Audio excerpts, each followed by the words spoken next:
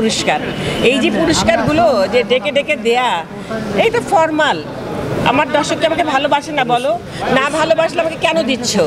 তাহলে পুরস্কারের চাইতে আমার ভালোবাসা বড় না বলো? তাহলে আর কি চাই? একটা আর্টিস্টের, একজন শিল্পীর আর কি চাই জীবনে বলো?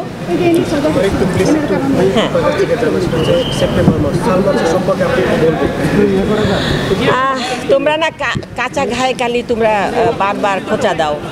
ওর সময় আমি কি বলবো? আমার সময় ওর সময়কে বলতে গেলে আমাকে অনেক কথা বলতে হবে, আর এত কথা না বলে একটুখানি বলে তো কখনো মানে অনুভূতিটা প্রকাশ করা যায় না।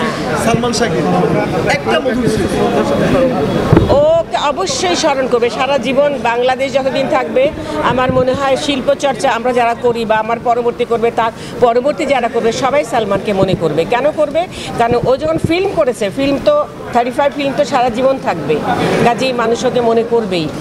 আর একটা কথা যে ও আসলে মনে রাখার মতো একটা ছেলে, মনে থাকবেই তো। আরেকটা কথা, আমার সঙ্গে যে ছেলেটা অভিনয় করেছে এতগুলো ছবি, প্রতিনিয়ত ওর সাথে আমি কাজ করতাম। অন্য কোনো ছবিতে আমাকে না নিলেও সে ওদেরকে অনুরোধ করতো, আম্মু মা কাকে নিবা? তো বলতো যে আমরা তো ওকে ভাবছি, কারণ দেখো আম্মু আছে কিনা, ফিরে ডলি আম্মু আছে কিনা।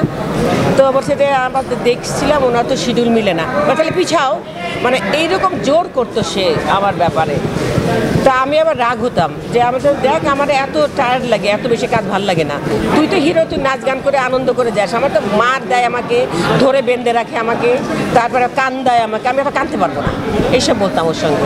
যে আমার কানতে কানতে আমার মাথা ব্যথা হয়ে যায়, তুই এত কষ্টের ছবির কথা আমাকে বলিস না। ওর সঙ্গে ঝগড়া করতাম এগুলো নিয়ে। তা আবার ও আমাকে জড়ায় ধরতো, আবার আদর করতো। আর আম্মু তোমার কাছে আর আমার কাছে আমার অ্যাক্টিং করতে ভালো লাগে না, তোমার সঙ্গে অ্যাক্টিং করলে আমার অ্যাক্টিং অনেক হেল্প হয়, এই যে এই কথাগুলো সবসময় বলতো। এবং ওর মা তো বলতো, মানে কি দেখ জন্ম দিয়েছে আমি, মা তো তুই হয়েছিস, আমি তো মা হতে পারলাম না। ওর মায়ের মুখের কথা এটা। আচ্ছা ম্যাম, আপনার তো এই যে চলচ্চিত্র জগতে এতগুলো বছর আপনি কাজ করেছেন, আপনার তো সন্তান